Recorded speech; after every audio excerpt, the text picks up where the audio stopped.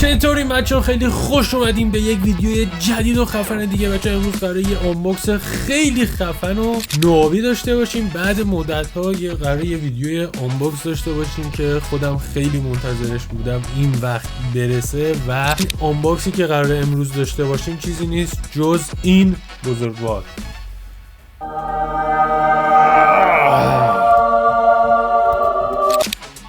خب بچه‌ها همونطور که تصویر میبینید در یه دونه PS4 بذارید من بیارم جلو.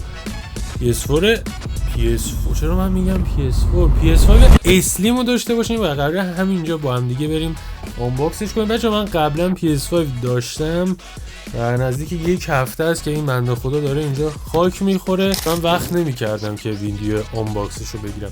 قراره با هم دیگه بریم بازش کنیم ببینیم داخلش چیا هست و چه تغییراتی داشته نسبت به PS5 فت، حالا بزرگش اینجوری بگم. بذاریم بریم سراغ آنباکس. خب بذارید من بذارم اینجا. خب من نمیدونم اگه وایسم میافتم یا نه. بذارید اینجا یه دونه یه چاقو صورتی زیبا داریم، چاقوی آشپزخونه. اوه خدا بیشت. بذارم اینجا، اون جای منم حقیقت کوچیکه. اوکی الان همه چی مشخصه.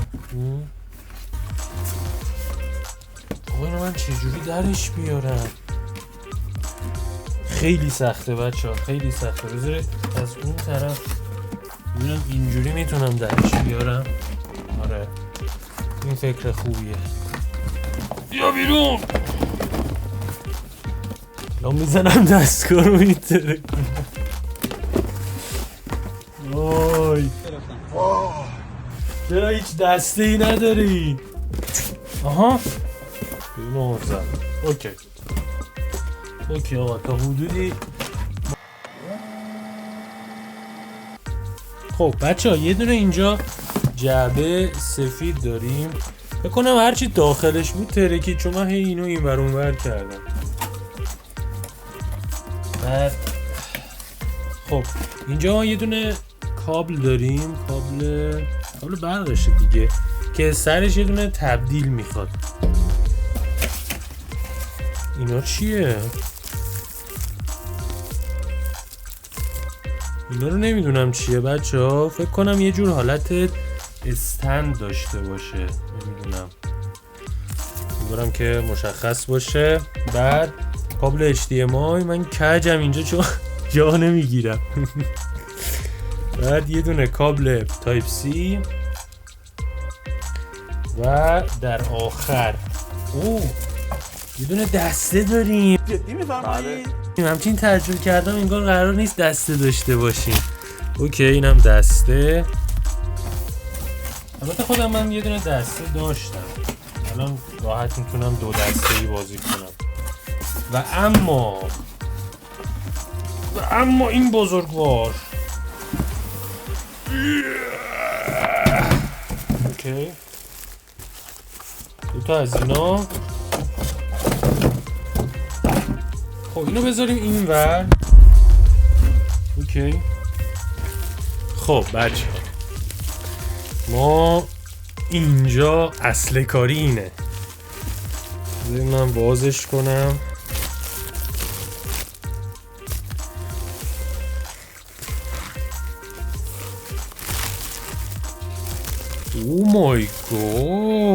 او مای گاد پشما بچه این دو تا شکله. بذارید من یه ذره نور تصویر رو بیشتر کنم.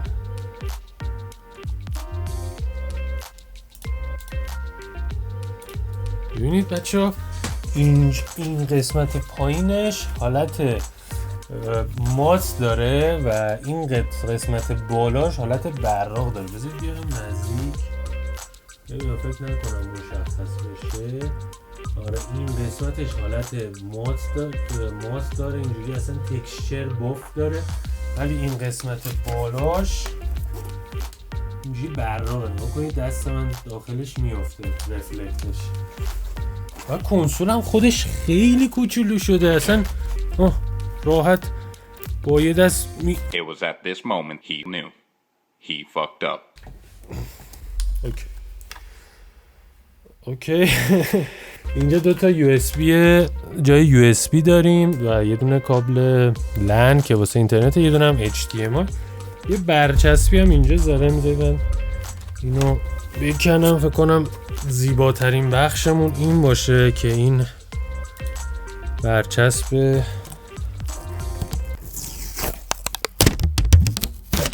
اینم از این برچسب هم به درد نمیخوره و فکر کنم بچه ها این قسمتش جایی که دیسک میخوره جدا میشه. حالا نمیدونم چه جوری ولی خب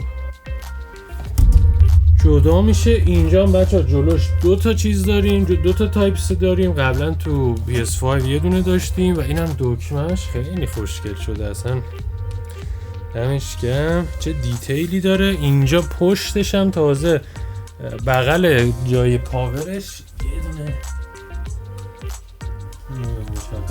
یه دونه مروز در دایره مثلث داره، خیلی زیباست.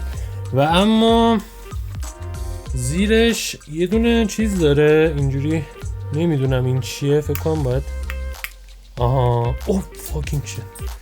اوکی هیچی، جای پیچ داره که فکر کنم برای استندشه. حالا من اونو میذارم سر جاش. و اما این کوچولوها بچه‌ها، این کوچولوها میره اینجا، نگاه کنید اینجا اگه درست نشون بدم دوتا جای سوراخ داره که اینا این شکلی کنم. آره این شکلی به صورت پایه میره داخلش و کنسولتون رو میتونید این شکلی بذارید مثلا رو میزی جایی، حالت افقی. خیلی چیز تمیزیه، خیلی هم ایزی در میاد که من قرار کنسولمو ایستاده بذارم. اینم از این بچه دیگه چیز زیادی نداره بخوام واسهتون توضیح بدم. امیدوارم که از این ویدیو حال کرده باشید. امیدوارم همتون یه روزی PS4 داشته، PS5 چرا من گیر دادم به PS4. امیدوارم همتون یه روزی PS5 داشته باشید و لذت بازی کردن باهاش رو تجربه کنید. بهترینا رو واسهتون میخوام. لایک و کامنت و سابسکرایب یادتون نره. تو ویدیو بعدی میبینمتون. فعلا پیس اوت.